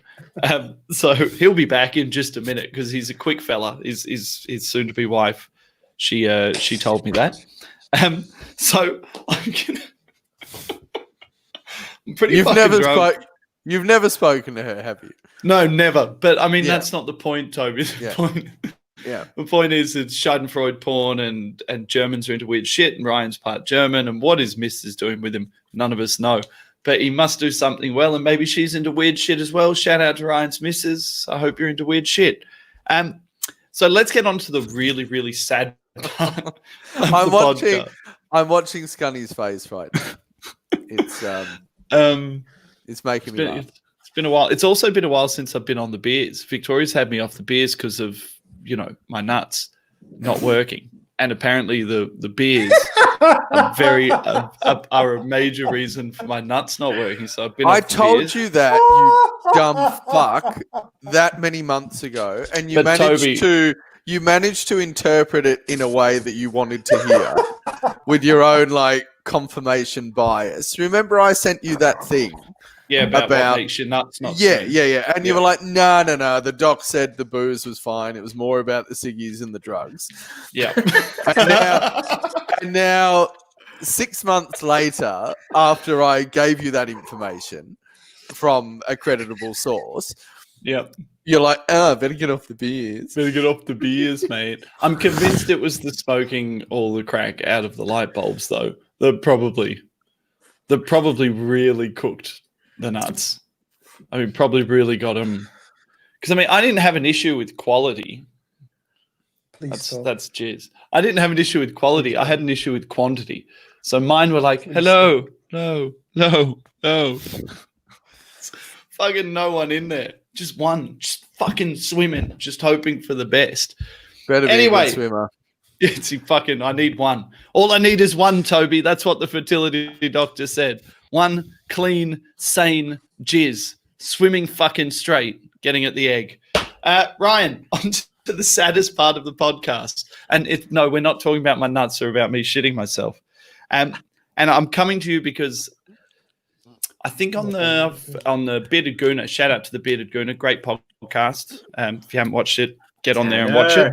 Tanner, shout out to Tanner. you seem to be the only realist on that panel today when it came to Hector Bellerin. I mean, everyone was talking about time and everyone was talking about the fact that he needed to come back and he needed to get to a certain level. I mean, I know in our chat groups, we've essentially been talking about the concept of Hector being cooked, that maybe his pace was the primary thing that was making him a peak player or a top player. And without that pace, he's never been the most wonderful defender. He's never provided a huge amount of assists. He's never provided a huge amount of goals. And what we may be left with is a very 7 out of 10 player without his old 9 out of 10 attribute. Sad, but true. I mean, you made my argument for me. I mean, the biggest thing about him pre-ACL was his speed. He had a nice goal against Chelsea. I think it was Chelsea. Yeah, Chelsea. Yeah, it's sad because like I said on the Bitty Goodness podcast, yeah, I want him to be our captain last year. I think he's a great person to lead the team on and off the pitch. I called for him as captain. Yep. Yeah. So it's a little disheartening because you want to see him get back to his old self, but in reality, it might not happen. It probably won't happen. So. And let's be honest, I mean, it's Arsenal, so I don't want to get too into it, but the extension of Cedric Suarez for 4 years, kind of a clue that maybe we're trying to move Hector Bellerin on. I don't know how true that is. We don't know. We're just assuming, making asses out of you and me, and no big deal. But I think if we get enough money, and we should definitely. I don't want to get rid of him because I love him, but we should sell him. Because let's face it. How much? So if someone came to you today and said to you, I have a bag full of money and I would like to buy Hector Bellerin. I want to take him to a slower league and I want to take him back to Spain. Someone came to you with a bag full of money today. What's your number? I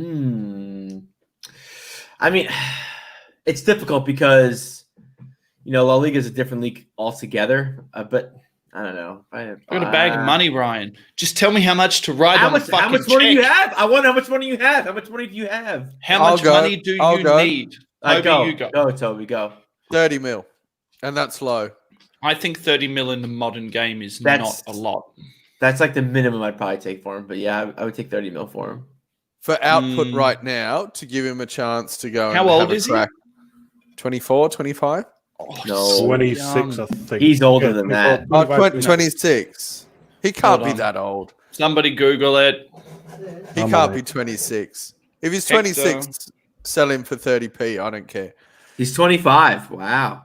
I didn't realize Hector was that old. I thought he was younger. For some reason, he was older. 24. That's crazy. I thought he was 23, 30 mil. 30 mil. So he could be. So like 30 mil might be a steal in the scheme of things. I mean, what's he done? He's coming from an average club. I know that's hard to hear, but he's coming from an average club where he hasn't done anything. Where he peaked at 18. Caps for Spain for Hector? A handful, but not many. Yeah. Has he been part of any of their World Cup winning squads? No. And I think the thing too Jesus, man, high definition. I know. Right? Oh. That was some blue steel shit, motherfucker. That was It's like the lady out of The Mummy when she stops being all fucked up and eaten by scarabs and becomes good looking. It was fucking magnificent. And now he's there was a moment there. He's gone all fucked up. Now he's gone all pixelated. I know he's back. Oh, there he is. Look how pretty he is. Such smooth skin. See, I could have done that if I went Beyonce. I could have gone fucking smooth skin. Oh my god. He's all a bit fucked up, man. He is. He keeps getting paused in spots, but I like this new high definition Manny. Scunny, is it a sad truth that we need to accept that from the last 5 years, we have always thought that Hector was bubbling, that Hector was something that was going to be something special, and we've seen glimpses? Is the sad truth at 25 that maybe we need to cut and run now and get him off back to Spain? or is that maybe a little bit of a too fast, too soon, a little bit of a Ryan in the bedroom on his anniversary move? Too hard, too fast, needed to give it some time. Sorry. Yeah, what it is, I think it's a lot of nostalgia for me. I'd love to be able to say keep him because he's been with us for so long. One of ours. Yeah, exactly. Yeah. And it's just one of them things that I'd really love to see out of anyone at the club to do so well and become the next Arsenal captain. I think the problem that I'm finding with his now is after coming back from this period of time off, I just don't think he's even throughout this season. In fact, I just don't think he's going to hit that point now. And I think we've just got to come to that point now where I think it is time to let him go. I think it's time to go to pastures new in that right back. I don't think Suarez is going to be the answer. I don't like him, that Cedric Suarez. I remember him from Southampton. I don't think he's a great player. He's not the next answer for him. Like what Suarez actually plays like? He's part of that Portugal Euro winning team. Yes. Yeah, but you've got to look who was in that Portugal. 4 years. It's crazy. Yeah. He's got 4 years. He come in injured for another podcast. So, I know. Player managers. I think he's gonna play. I think he's gonna play. I think the best we're gonna see him is under Arteta. I'm not saying he's gonna be great. I'm not, but I think based on Arteta's tactics and formation, I think he's gonna be the best he's gonna be. Is that gonna be good? I don't know. I know people. Shout out to Tony Turner shitting on him, calling the Portuguese Carl Jenkinson. I don't know. I don't. Is he though? That's what people are saying. He hasn't played. I don't even remember him playing for Southampton. I can't even. I do. I think he's been decent in the past. He was okay, but he got outseeded by a young guy. Yeah, and you got I don't know if he was there at in the Nathaniel Klein era or whether he came after. But he's been there for a while, and he's 28 or 29 now. So I don't really get it as an understudy. And then throwing a massive spanner in the works, Arteta goes back to a back three, and Ainsley Maitland-Niles looks pretty comfortable there. Yeah, he's one of our points after this. He's one of our points after this to have a chat about AMM. But I absolutely agree with you, Toby. Styles make fights. Styles 100% make fights. And it doesn't matter whether Cedric Suarez is actually a good player. If what he ends up bringing is, let's say he has a exceptional crossing game and Arteta's intention is to play him in a back three and get him well up the pitch and get Pepe, and get Pepe inside. I've drunk so many fucking beers. I'm trying to be intelligent, Max. Let's just talk about me shitting my pants again. But if he ends up he may not end up being an 8 out of 10 player, but if the attribute that we particularly require, if he has a high level in that attribute, I look at Ainsley Maitland-Niles and I look at Pepe and I go, okay, well, what does Pepe need? Pepe needs someone with the athleticism to go beyond him, which ends up allowing Pepe to come inside. So even though Ainsley Maitland-Niles isn't actually a very high level player, there are a couple of particular attributes that he provides that allow Pepe to play better, which combines with the overall output of the team. So I'm just saying maybe Dennis Suarez provides something that we are yet to see. Dennis Suarez. Cedric, you donut. Max actually kind of made a good point there before typically fucking it up and making himself look like an idiot. Am I wrong in saying that AMN and Pepe had quite a good partnership under Freddie? And have done as long as they played together. So they've had previous a good relationship. iterations, they But does AMN want to play there? That's the real AMN can fucking do what he's told to do. If he did, he'd be in the starting 11 all the time. He shouldn't have that much power. He shouldn't have that much power. He's a stupid little boy, and he should be told what he should do. You know what? Though it's not even that he's stupid. It's the fact that he doesn't see that there's an opportunity there. Exactly. He doesn't see that. Imagine if Lauren hadn't have seen the opportunity. Exactly. He doesn't. Imagine if Gilberto hadn't have seen the opportunity. Stop fucking talking. Stop talking. Gilberto was always a defensive mid, you idiot. Gilberto, Exactly. that didn't make any sense. You didn't come to us as a centre back. Max, you And did who's what you loud? always you did what you always do, Max, and you actually make some semblance of like a decent opinion or point, but you actually, but like your farts, you don't know when to stop. Okay. So you keep going for that extra bit, and then he's the kind of guy that gets in a girl's bedroom, he's fucking her, and then he calls her by a different name. It's like, you're there, you get there, good job, but then you call her fucking Janine when her name's fucking Veronica. No, it's like that Korean stripper. No, man, that just means he's a player. They are the fine. most American names I've ever heard in my life. Yeah, well, what do you want me to do? I'm sorry.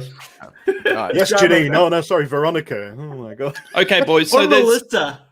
there's a couple of points that I have. Written down that I kind of wanted to go through, and I called them my hot Twitter points.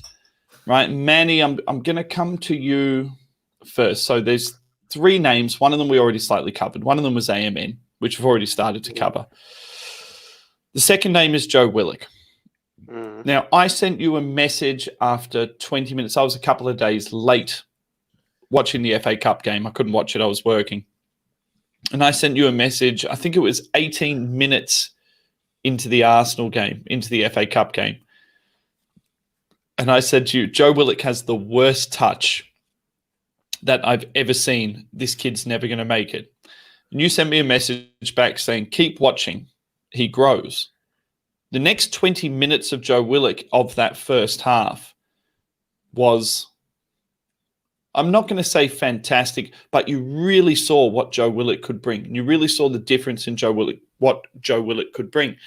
And it started this big conversation between you and me about whether or not the conversation, the validity of the conversation of whether he was good enough was actually a conversation that was even worth having based on his age, based on his ability.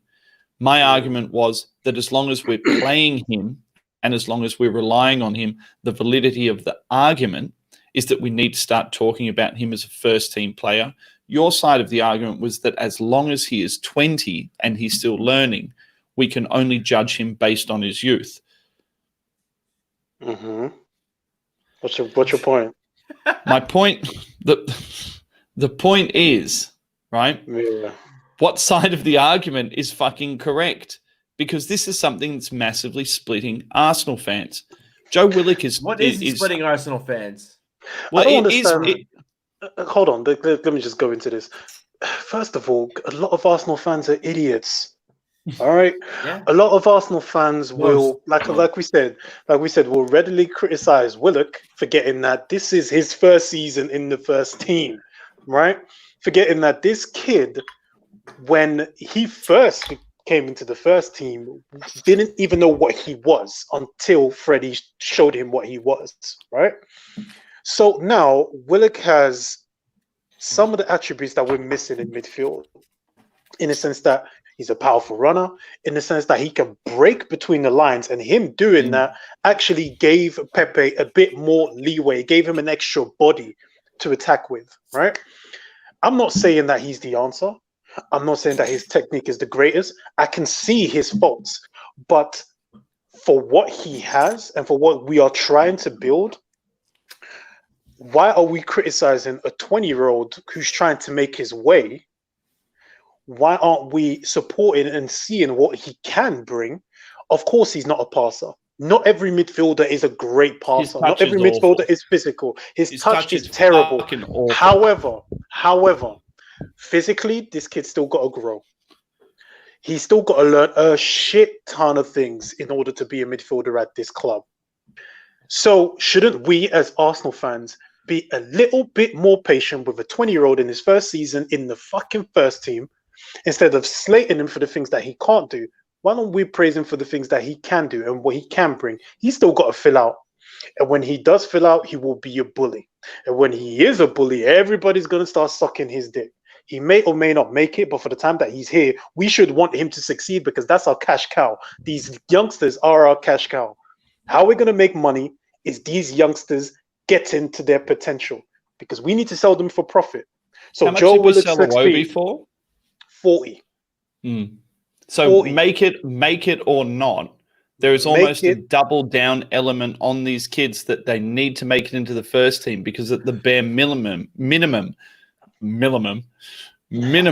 they need to deliver us between 30 and 40 million pounds per kid, because something that a lot of these, seniors that we've had have not done, apart from Oxlade-Chamberlain and Iwobi.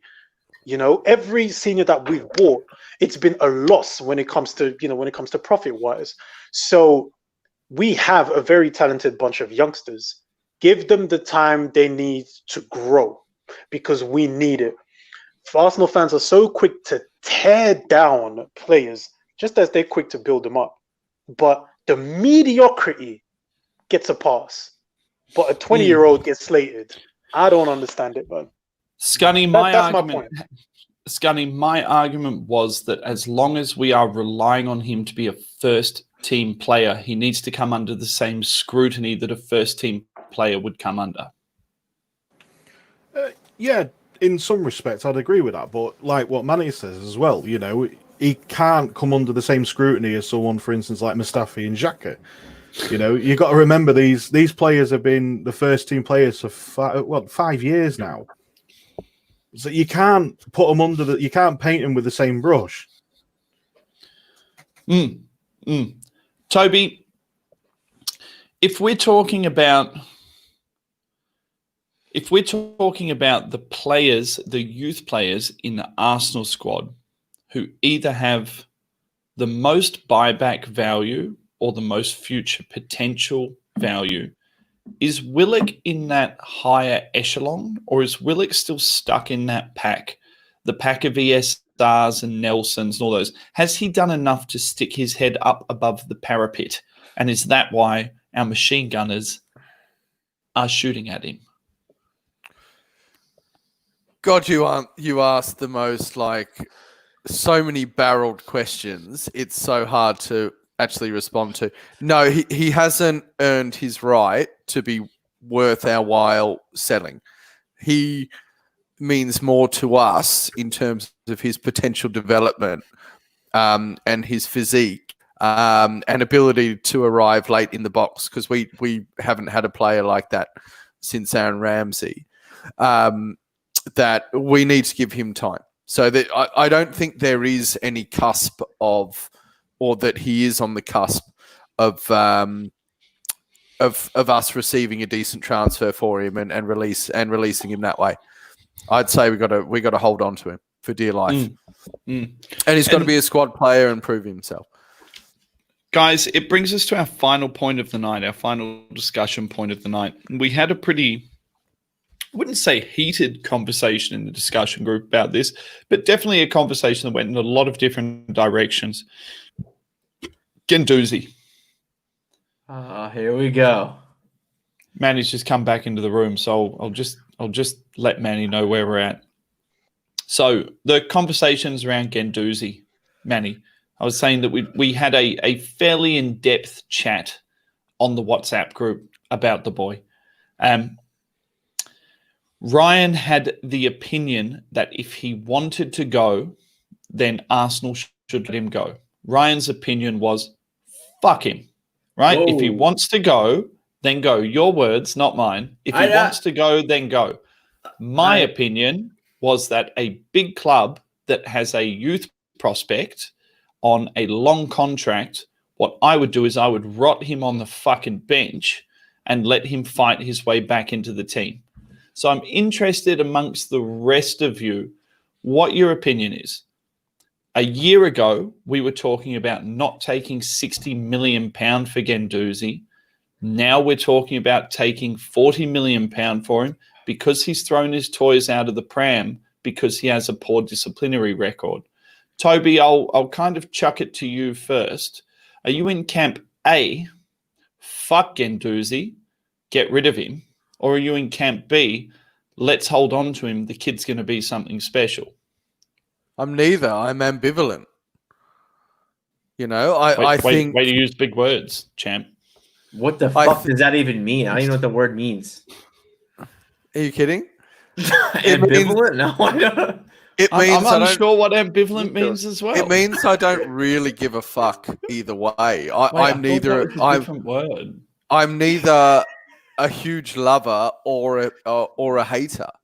I think he ticks the play over nicely, but he's not necessarily what we need. He doesn't have a lot of end product. He doesn't drive forward particularly well. He shows fight, but he's also ill-disciplined, not just because of his aggression, but with his following the ball and leaving other players exposed in the midfield and defence in particular. Yeah, okay, we'll take that into account. Last year when we heard the 60 million, I said fucking take him. I reckon that's a cash cow. You just do it. You just get it done. It doesn't matter that you've got a prospect.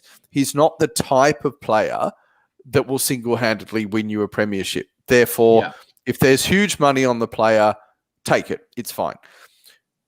In saying that, I really, what you said resonates with me because we've got to stop being a little bitch of a club. So if we respond to fan opinion, like a politician who's unsure of their standing or whether they're going to get voted out, we react to fan pressure, to outside external pressure and all that stuff. So I would say if he is going to be a bitch and say, I want to leave, then you say, fuck you, we've got the squad here. We're not on the cusp of anything great anyway. Got 3 years left on his contract. Go and fucking rot in the bench. And any sportsman worth their fucking salt will rise up. And when they make it, they'll learn a lesson from that hardship. And if they don't, fuck them because you only paid 12 million. And that was my argument, Toby. There's two buybacks from that. One, he learns his place. He becomes a more disciplined player. He fights for his position. He fights his way back into the team and therefore becomes a more mature, more substantial, better member of the squad. Yep. Can I make one final point? And there's two parts to that. Either he comes back into the team and contributes to the team, or he fights his way back into the squad and is worth more than £40 million. My argument is that a big club, I think that it is a small club mentality to, as soon as someone throws their toys out the pram, say, fuck it, just go. We don't want to deal with you. What a big club would do is say, no, we actually think that there's a lot in you. We've got 3 years worth of contract on you. You're going fucking nowhere. So go play in reserves. Go play in resis. You know, Scunny, your thoughts on Guendouzi? You've always been fairly ambivalent towards Guendouzi. It's okay. Toby didn't have another point to make, but that's fine. Did he? No, thanks, Ryan. But I've well and truly lost it by now, so it's all right. But I do appreciate the gesture. I didn't even hear it coming. I was working on my use of the word ambivalent for like 5 minutes there. Scunny, you've always been ambivalent towards Guendouzi. Yeah, I can't really knock anything what Toby's just said. I agree with pretty much everything on there. I can't think of anything that I disagree with or on it, to be honest with you. I feel exactly the same way. Keep him or sell him? I couldn't give a shit, if I'm being honest. Well, I'm giving you the power. You're the executives at Arsenal right now. Someone comes to the table. Let's say Monaco comes to the table now. They got £40 million for you. Do you give them £40 million? Is £40 million an evaluation that is accurate for Guendouzi? Or is there more value in keeping him with his 3-year contract for at least another year? Is he going to devalue from 40 million? I guess is the question. I honestly think when we said that he was only 60 million last year, I think that was more paper talk than anything else. I don't think that was true. If someone did come in with £40 million now for him, I think, to be honest with you, the way things are and the way we're going, I'd prefer that cash to go and get a bit more experience. I know I like Guendouzi. I think he's good. I think he is going to come good at some point, but there's always that risk where he might not. You know, do we take that risk where he might not and we could sell him on for more money in a couple of years' time? Or do we just think to ourselves now, let's take that 40 million and spend it elsewhere. I'm at that point where I think I'd rather take that 40 million and spend it elsewhere. Manny, is 40 million in the modern game? If we went and reappropriated 40 million in the modern game, are we going to get more than what we've got out of Guendouzi? And therefore, is that the right decision for the club right now?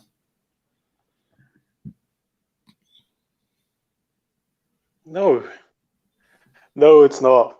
How are we giving up on somebody after 2 years because he's got an attitude problem? I am giving up on him for that, Manny. That's nothing to do with here? it for me. It's not his attitude. I like his attitude. I like Guendouzi. He's a cunt. I love cunts. Yeah, exactly. I like him. I think he's brilliant. I didn't have no issue with him grabbing Mupai by the throat. I ain't got no issue with that. I'd love to have seen him headbutt him, to be perfectly honest with you. That would have been probably the way I would have gone. If it had been a Keown or an Adams or a Dixon or a Petit or any of those people, Scunny, everyone would have been jerking off. Exactly. Everybody would have been sucking their dicks. Here's the problem that I have. Are we really at this point as a club that we are willing to potentially let go of somebody who may be a superstar after 2 years because he doesn't get on with? What does that say about our club? If that's what we are. Yeah, but that's the real question, isn't it, Manny? He throws a tantrum. Go get rid of him. What is the question? That's the real question. Is he a superstar? I mean, last season we were all guilty of saying. I mean, myself especially guilty of saying. I don't remember seeing a talent like that since Fabregas. I don't know that he's followed through with that, and I think that's why the cracks have started to appear in people's willingness to pursue with him. Well, you've got two choices then, don't you? Because his contract is running out. So I think he's got 2 years left on his contract. I think it's 3. You either get him to re-sign, all right, or is it 3? I think if it's 3, you sit him down and you show him who's boss, right? Because there is talent there. There's talent there. So you want to see what's going to develop from that talent, right? So you show him who's boss, and he's going to come back from it because that's his mentality. He will come back from it. Are fans going to give him the patience that he deserves? No. But as a club, I think it will be more of a stain that we're more willing to give chances to the David Luiz, the Jacques Mustafi, or Guendouzi, who regularly couldn't throw him out the door because he has a temper. No, not for me. You keep him, you make him pay for his indiscretions, and you see what happens. All right, boys. It's been lovely. No. I'm getting in on this. Fuck that. Okay. I'm sorry. I didn't. Okay, you go, Ryan. All right. You go. Let me preface 2 things. 1, Guendouzi is my favorite Arsenal player on the current squad. 2, you caught me at a really bad time when I was like, what the fuck do I do? He wants to go. I don't know. I get rid of him. Fuck it. I had some time to think. He was in the Sheffield lineup. I was like, all right, like this is bigger than I think. You were fucking saying get rid of him. I'm not saying I didn't. No, listen. I'm not saying I didn't say that. I'm not saying I didn't say that. But with Guendouzi being my boy, my baby, I'm on other podcasts. I'm called a Guendouzi groupie. I'm trying to figure out a mathological rhythm between his acne. Can you see Manny giving you the fucking side eye? I don't give a fuck. I don't give a fuck what Manny's doing. Between his acne and his receiving blowjobs, I'm working on a mathematical equation, but that's not the point. Point is that I don't know where to start. But he's somebody we should be buying, not selling. A. B, I think the sky is the limit for Guendouzi. I want him in this team so fucking bad. But if he doesn't want to cooperate, he doesn't want to do the thing, then I agree. I agree exactly what you're saying. Yeah, I know. Changing my tune. Oh, crazy. He should rot on the fucking bench because you know why? He is trying to get into that French team for the life of him. The French team is the best, currently the World Cup champions, best team in the fucking world. He gets in the reserves. He's right in the mix. He wants to get in that team. So fucking let him rot. Oh, you don't want to get in the French team? Well, guess what? You're gonna fucking sit. I think this guy has so much fucking potential. Listen, I've never sucked a French dick in my life. He might be the first. I know my infatuation with Guendouzi is Manny.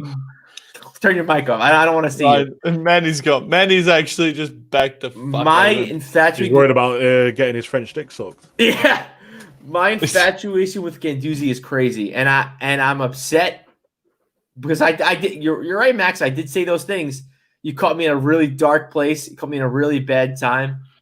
But I really want to keep him. I think he's somebody that could potentially captain this Arsenal team going forward. Mate, you are as solid as jelly. You are as solid as a wet paper fucking house. And listen. You changed your mind more than a fucking Polish prostitute bartering for a fucking blowjob price. I blame myself because I was when we spoke. It was probably I shouldn't have. It's my own fault. I should have just kept my mouth fucking shut because I've always been a Guendouzi guy. I've always been pro Guendouzi. Love him. You have 9 seconds. We've done it 2 hours, Ryan. I don't Spit it out. You fuck. I don't give a fuck about 2 hours.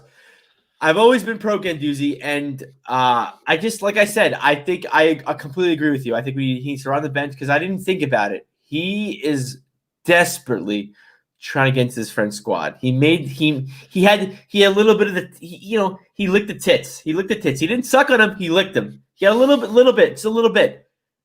He wants that French titty. He wants it. And I don't blame him. You want to play for the fucking best team in the world? I don't blame you one bit. You let him run that bench. If he wants to be a fucking cunt, let him. But like I said, he's a future captain of this fucking team. Ladies and gentlemen, don't smoke crack. Whatever you do, don't smoke crack. See, Ryan? I love Guendouzi. Ryan smoked crack. Ryan sucked a dick for crack. French All right, dick. guys.